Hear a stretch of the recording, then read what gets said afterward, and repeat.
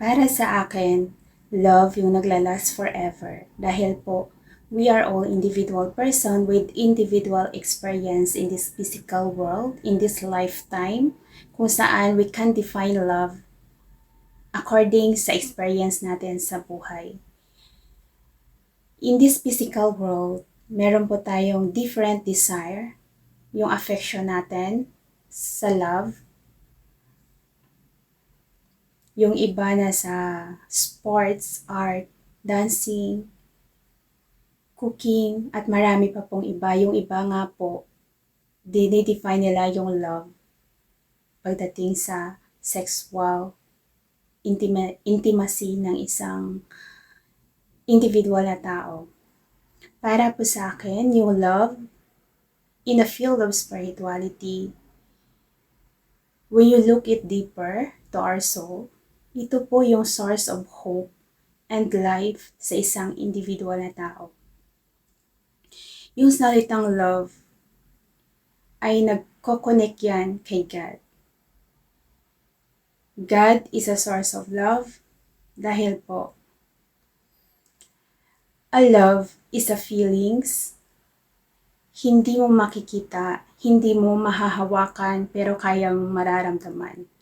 When a person ginamit niya yung love as inspiration sa buhay niya, kaya niya pong baguhin yung sarili niya at kaya niyang baguhin ang isang individual na tao. Kapag love ang ginamit natin as inspiration sa sarili natin, kaya po natin magbago. At kaya po natin baguhin yung isang individual na tao kung bakit source of hope and source of life sa isang individual na tao. Kapag love ang ginamit natin, hindi po tayo maglalakas loob na wakasan yung buhay natin kapag nakaranas po tayo ng pagsubok sa buhay natin. Dahil is a source of hope na kailangan mong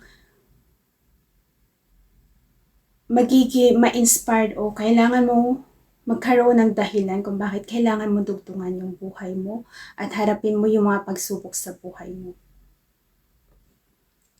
Dahil nagbibigay ito ng strength, encourage sa atin para maitama natin yung mga mali natin sa buhay. Kapag love ang ginamit ng isang individual na tao, marunong po siya magpatawad. Hindi lang sa sarili niya, kundi para sa kapwa niya. Kung love ang ginamit ng isang tao, marunong po siya maghintay. Kapag love ang ginamit ng isang tao, marunong po siya magmahal unconditionally. Kapag love ang ginamit ng isang tao, meron po siyang malasakit sa kapwa niya at sa sarili niya.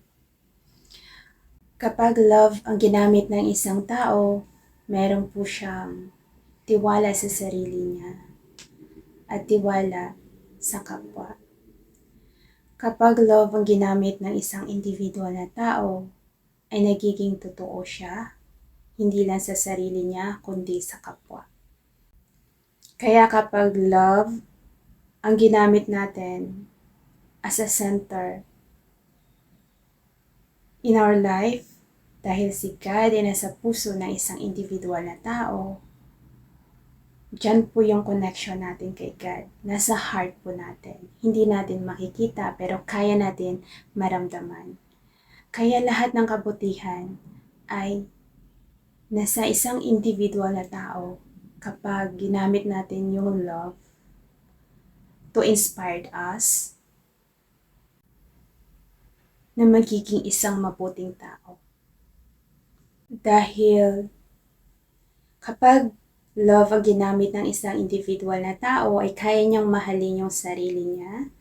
At kapag natutunan na po ng isang tao mahalin yung sarili niya, ay kaya niya na pong mahalin yung kapwa niya kung paano niya minahal yung sarili niya.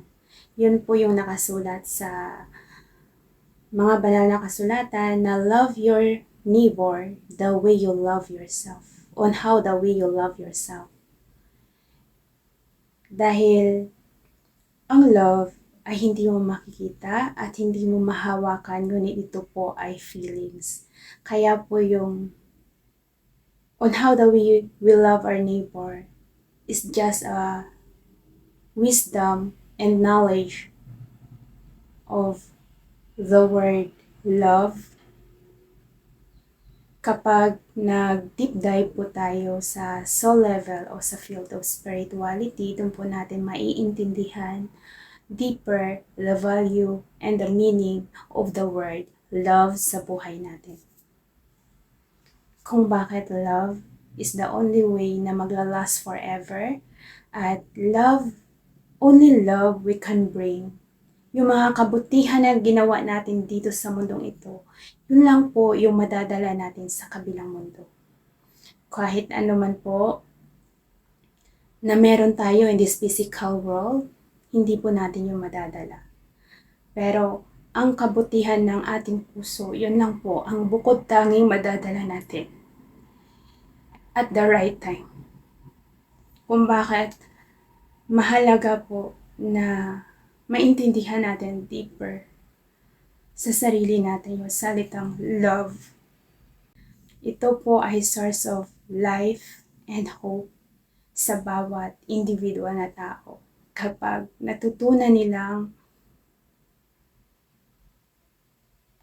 na-inspire po sila o gamitin nilang inspiration yung salitang love sa buhay nila o sa araw-araw na ginagawa natin dito sa physical work.